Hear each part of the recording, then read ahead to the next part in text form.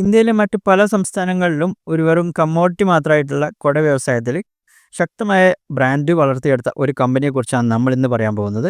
കേരളത്തിൽ മൺസൂൺ ആരംഭിക്കുമ്പോൾ ഒഴിച്ചുകൂടാനാവാത്ത ഒരു ബ്രാൻഡായിട്ട് പോപ്പി വളർന്നിട്ടുണ്ട്. പോപ്പിയുടെ കഥ ആരംഭിക്കുന്നത് 1950കളിൽ ആലപ്പുഴയിലാണ്. കുടവാവച്ചൻ എന്ന പേരിൽ അറിയപ്പെട്ട തയ്യൽ എബ്രഹാം വർഗീസ് ആണ് 1954 സെന്റ് ജോർജ് കുടകൾ എന്ന പേരിൽ ഈ ഒരു കമ്പനി സ്ഥാപിച്ചത്.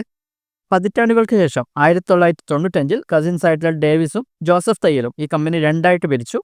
അതിൽ ഒന്നാണ് പോപ്പി അംബ്രല്ല മാർട്ട്. രണ്ടാമത്തെ കമ്പനി നമുക്ക് എല്ലാവർക്കും അറിയുന്നത് തന്നെയാണ് ജോൺസ് അംബ്രല്ല മാർട്ട്. ഇനി ഈ പേരിന് പിന്നിലും ഒരു കഥയുണ്ട്. ഡേവിസ് തയ്യൽ പറയുന്ന അനുസരിച്ച് അദ്ദേഹത്തിൻ്റെ യങ്ങസ്റ്റ് ബ്രദർ ഒരു സ്പെഷ്യൽ ചൈൽഡ് ആയിരുന്നു. 8 വയസ്സ് വരെ സംസാരിക്കാത്ത ഒരു കുട്ടിയായിരുന്നു. അവർ ആദ്യം പറഞ്ഞ ഒരു വാക്കാണ് പോപ്പിൻസ് എന്ന കാൻഡിയുടെ പേരുമായി ബന്ധപ്പെട്ട് പോപ്പി എന്ന വാക്ക്. അങ്ങനെ അവർ ഈ ബ്രാൻഡിനും ഈ ഒരു പോപ്പി എന്ന പേര് നൽകി. 90കളിലെ പോപ്പിയുടെ പരസ്യങ്ങൾ വളരെയധികം ജനശ്രദ്ധ ആകർഷിച്ചതാണ്. മഴ മഴ കുടകുട മഴ വന്നാൽ പോപ്പിക്കുട എന്ന പരസ്യം നമ്മൾ ആർക്കും മറന്നിട്ടുണ്ടാവാൻ സാധ്യതയില്ല. 90s കിഡ്സ് എപ്പോഴും പാടി നടന്ന ഒരു പാട്ടായിരുന്നു അത്. കുട്ടികളെ കൂടുതൽ ആകർഷിക്കാനായി അവർ റെയിൻബോ കളർ കുടകൾ, ലൈറ്റ്സ് ഉള്ള കുടകൾ, വിസിലുള്ള കുടകൾ, അങ്ങനെ പല ഇമ്പ്രൂവ്മെൻറ്റ്സും അവർ കുടയിൽ കൊണ്ടുവന്നു.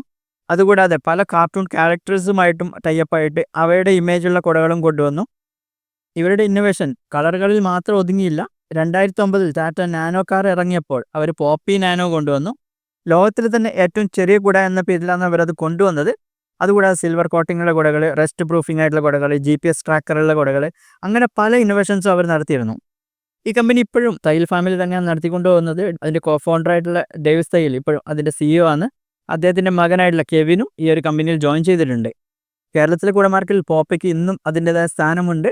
ഈ ഒരു പോപ്പിയും അതിൻ്റെ കസിൻ ബ്രാൻഡായിട്ടുള്ള ജോൺസും കൂടി കേരളത്തിലെ ടോട്ടൽ കുട മാർക്കറ്റിൻ്റെ 70% കൈയടക്കിയിട്ടുണ്ട്. രണ്ട് ബ്രാൻഡുകളും ഇന്ന് 100 കോടിയിലധികം വിറ്റുവരവുള്ള കമ്പനികളാണ്. കേരളത്തിൽ മാത്രമല്ല, അവർ 2000 ഇന്ത്യയിലെ തന്നെ ഏറ്റവും വലിയ അംബ്രല്ല ബ്രാൻഡായിരുന്നു. ജോൺസ് കുടകളുമായിട്ടുള്ള ആ സൗഹൃദപരമായ മത്സരം ഇപ്പോഴും നിലനിൽക്കുന്നുണ്ട്.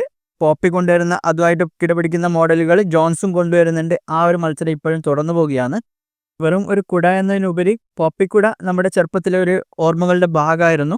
അതിൻ്റെ പരസ്യങ്ങൾ മഴ മഴ പോപ്പിക്കുട, അതുകൂടാതെ എൻ്റെ മഴയ്ക്ക് എൻ്റെ പോപ്പി, ആ ഒരു പാട്ടുകളെല്ലാം നമ്മുടെ ചെറുപ്പകാലങ്ങളിൽ പാടി നടന്ന പാട്ടുകളാണ്. ഓക്കെ, നമ്മൾ ഇതിനെക്കുറിച്ച് ഇന്ന് പറഞ്ഞ കാര്യങ്ങൾ താഴെ ചെറിയ പോയിന്റ്സ് ആയിട്ട് കൊടുത്തിട്ടുണ്ട്. നിങ്ങൾക്ക് അത് സ്ക്രീൻഷോട്ട് എടുത്ത് വെക്കാവുന്നതാണ്.